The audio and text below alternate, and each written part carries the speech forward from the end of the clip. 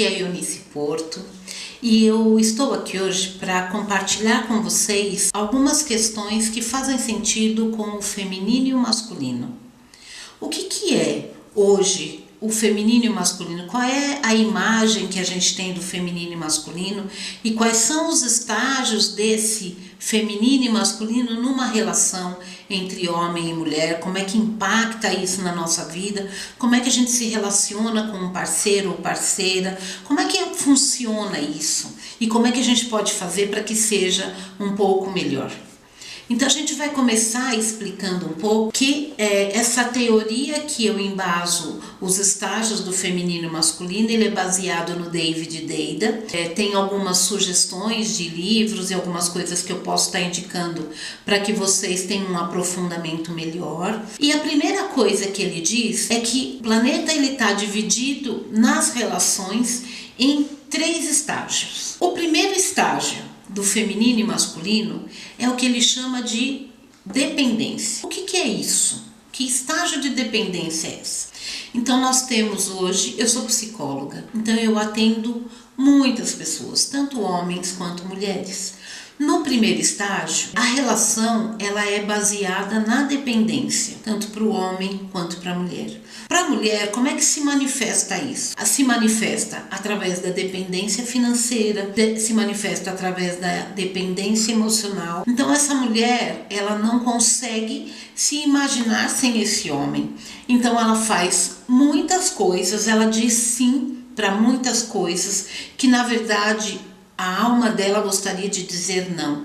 Só que ela entra num nível de conflito que é, se eu disser não para isso, essa relação acaba e eu não sei o que vai ser de mim. Ela não consegue se imaginar sem esse homem.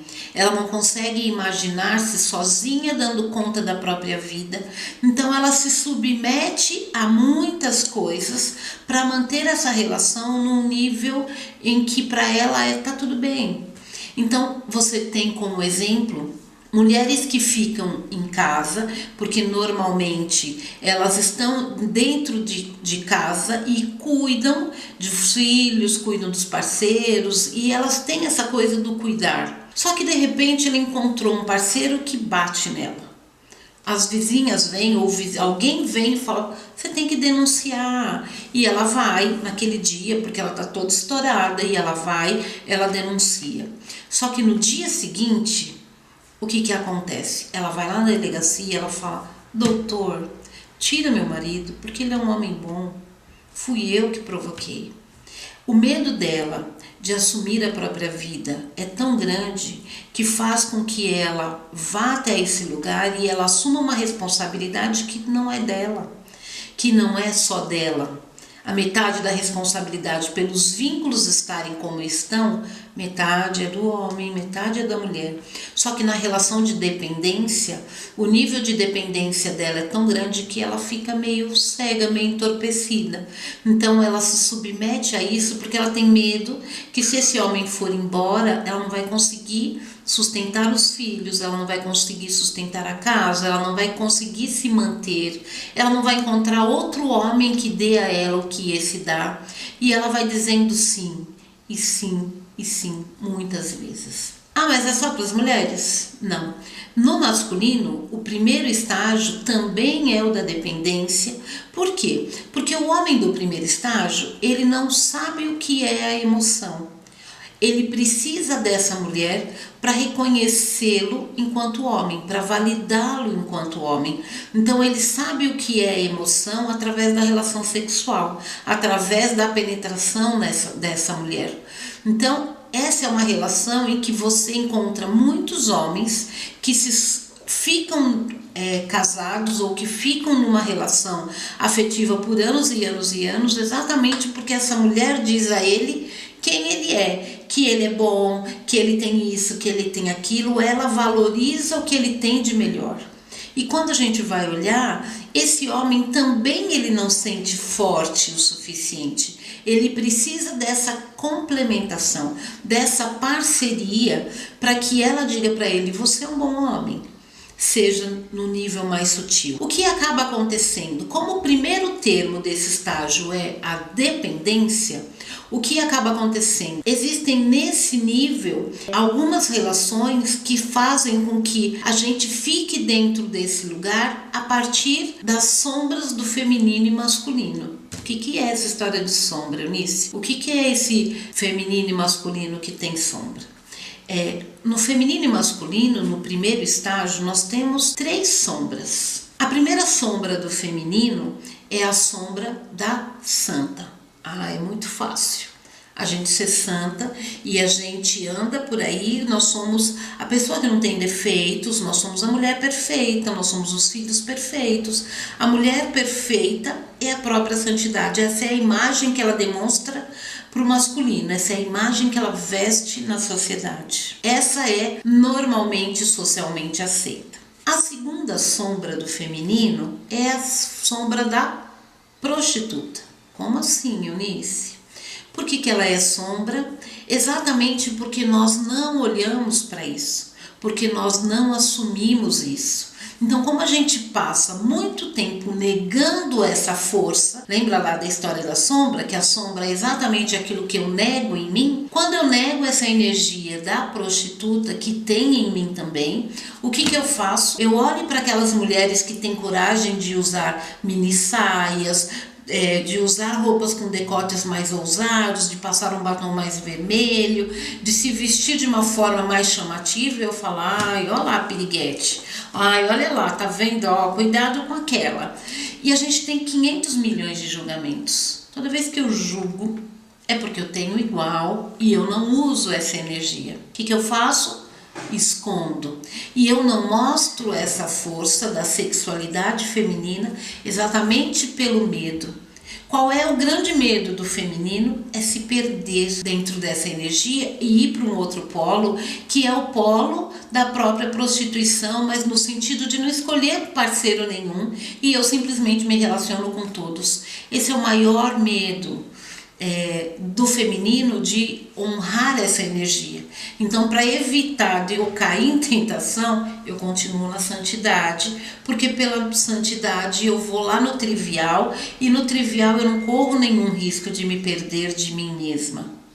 Só que aí também tem muita força. A terceira sombra do feminino é exatamente a energia da matadora, que é aquela mulher que se banca e ela olha para esse homem e ela diz: hoje eu quero você, e ela sabe exatamente o que ela vai fazer e como para ter esse homem. É aquela que sabe, ela usa um salto bem fininho e ela anda exatamente para matar. É uma coisa de se empoderar da força dela e dessa energia que diz: eu sei o que eu quero e o como eu vou fazer para ter isso. 3 forças, 3 energias extremamente escondidas muitas vezes. Por quê? Porque são 3 forças e que normalmente a gente usa uma só. Essa mais usada é a máscara que eu uso para me relacionar com os parceiros ou parceiras e com a vida e com o mundo. Existem também as 3 sombras que a gente chama as 3 sombras do masculino. Quais são as sombras do masculino? A sombra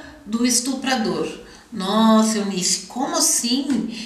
Como é que você acha que eu quero um homem estuprador? Não. Só que, na verdade, a energia do estuprador é a energia da boa pegada que toda mulher gosta. O que a gente acaba fazendo é negando isso. Hoje, você chama um homem de qualquer coisa, mas você não ouse chamá-lo de estuprador, porque essa é a maior ofensa para um homem.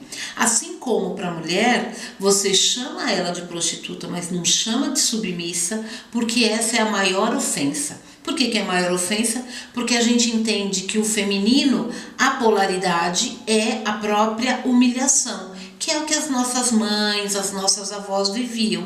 Então, nós não queremos passar por isso. E para os homens, quando chamam um homem de estuprador, é imaginar o que já foi vivido, seja nas guerras, seja naquele movimento em que o feminino não podia ter movimento nenhum e que se submetia àquilo. Então, esses são os maiores arquétipos, tanto do feminino quanto do masculino, que são os arquétipos de maior negação. mas também tem muita força quando usado num nível saudável. A próxima sombra do masculino é a sombra do cafajeste. Ah, Eunice, não é possível que eu queira um cafajeste na minha vida. Não, mas o cafajeste é aquele que ele leva a vida numa boa, ele tem uma coisa de um bom humor, que é o que todas as mulheres gostam. Não quer dizer que ele precisa ter 500 mulheres, mas essa coisa da sedução, essa coisa do jogo, do bom humor, isso é algo que todas as mulheres gostam. E a última sombra do masculino é a sombra do matador. Como do matador? Exatamente do matador. Por quê? A mulher, ela só se entrega para um homem quando ela confia que diante de uma situação de perigo, esse homem mata e morre, mas ele a protege e protege ao filho ou filha. Se esse homem entender, se essa mulher entender que esse homem simplesmente vai embora e larga ela com o filho, ela não confia. E a mulher, ela só se entrega quando ela pode confiar que esse homem vai estar ali, se for o caso, ele mata para protegê-la. Né? Então essas são as 3 sombras mais difíceis e que são sombras que são integradas bem no primeiro estágio. Por quê? Porque no primeiro estágio a relação é de dependência, mas deveríamos ter a consciência desses 3 níveis dentro de nós. Nós temos muitas questões religiosas que fazem com que a gente esqueça de olhar para isso, com que não olhe para isso, porque isso não é de Deus. Demonstrar algumas coisas, isso não é para mulher, isso é coisa de homem, enfim, que invalida isso. E quando a gente olha para esse lugar, dentro dessa força do que eu posso, enquanto homem, enquanto mulher, eu trago a força do primeiro estágio, que é a relação de dependência. Qual é a palavra desse primeiro estágio? É ter. Por quê? Porque o homem, ele quer ter o melhor carro, ele quer ter a melhor moto, ele quer ter muitas mulheres, ele quer provar que ele tem muito dinheiro, ele tem isso, ele tem aquilo, e ele faz muito porque ele precisa provar o que ele tem. Para a mulher, ela também precisa provar que ela é a mais bonita, a mais gostosa. Então, faz cirurgia, põe mama, põe isso, põe aquilo, ela vai se moldando para ser a mulher que chama mais atenção. Por quê? Porque ela precisa chamar a atenção deste homem para que ele a escolha. E aí essa relação é uma relação de complemento. E nesse estágio de complemento, o que acaba acontecendo é que essa mulher, esse homem, ele mostra força pelo dinheiro, ou pela força física, ou pela própria dependência. E a mulher, como é que ela manipula no primeiro estágio? Através do sexo, que não deve ser o caso de nenhuma de vocês e ao mesmo tempo da maioria das mulheres. Já passamos por isso, que é, não vai fazer as coisas do jeito que eu quero, 50 calça jeans e não tem brinquedo por muito tempo. Esse é a maior sombra desse estágio, que é olhar um pouco e é fazer uma escolha. Eu vou continuar nesse estágio ou eu tenho pelo menos consciência de que é isso que eu estou fazendo? Quando a gente tem a consciência, a gente pode fazer diferente. E se você gostou, nós temos mais 2 estágios. Então aguarda, porque em breve nós colocaremos o próximo estágio, que é o da independência e da interdependência. Eu tenho certeza que vai fazer muita diferença. Aguardamos você. Até breve.